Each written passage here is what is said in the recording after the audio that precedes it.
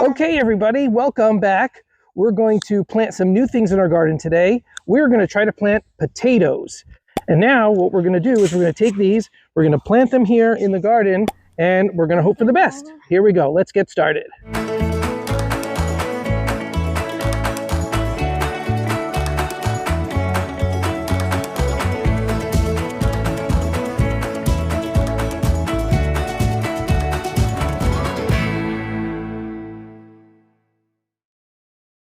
Last week, I took the potatoes and I cut them. And so we have the eyes and the sprouts growing, and we cut them on the bottom so that they would kind of heal a little bit. We'll look at that video of what I did late last week. We're going to start with potatoes that we bought. They've been sitting around for a while and they're starting to grow eyes. So we're going to use some of those sprouts and we're going to prepare them today and let them sit for a few days. And then we're going to plant them out in the garden. So we're just going to open up the bag and find the potatoes that have the eyes on them. So we'll take a few of these potatoes, and what we're going to do is we're going to cut them into chunks so that each sprout is its own piece. When we put it in the ground, we're going to want to have this sprout facing up. So now we have small pieces that each individual piece has its own sprout and they have a relatively flat bottom. We are going to leave them out on a paper towel or a plate for a few days, and then we'll check on them and see how this part has healed over. What does a nosy pepper do? I don't know. It gets jalapeno business.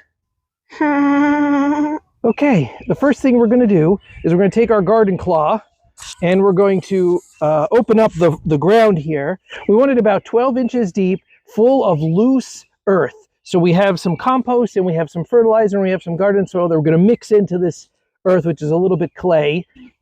In and turn, in and turn.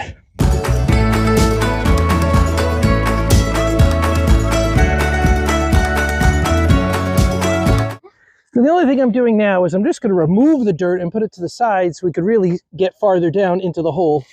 I'm going to put it here on the side just so we could really tell how deep it is. We made a lot of holes. That's right, we made a lot of holes.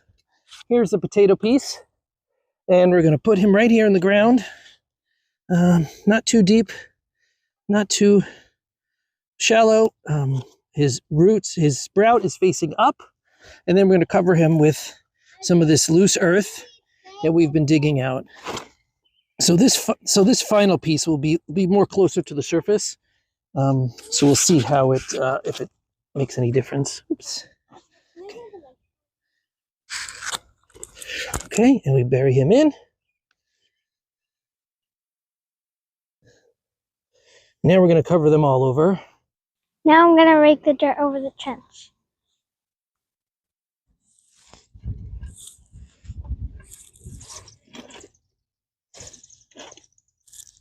Okay, now that we got our first trench all filled in, I want to mark the spots where they are so that we don't step on the earth and crush it down. So I'm going to put one garden stake here. Miriam, you put your garden stake there. This is about our 4 feet width. I probably should have done it before we started. Lessons learned. And now we're digging the second trench. It's just like the first one, so we're going to go through it really quickly. We dug it out, we measured that it was about 1 foot deep, we added compost and fertilizer, and then we were basically finished. Well, we gotta water our potatoes. Okay, let's do it together. With the potatoes. Yeah, our potatoes, we buried them under here. Here, help me. Let's move this. Let's see the potatoes. Yeah, but they're underground, sweetheart. We can't see them now. Okay, over here. Good. Only the glass. No, back there. Whoa, whoa, whoa. Too muddy. Yeah, that's our video, folks. Thanks for watching. We took our potatoes, we cut them up, we put them in trenches, we added compost and fertilizer, we covered them up and we marked them. And we hope that within 90 days we should see some potatoes. And as they grow, as they start to sprout through, we'll fill them up with some more soil to keep them buried. And we hope that we see you again on the next one. And please subscribe.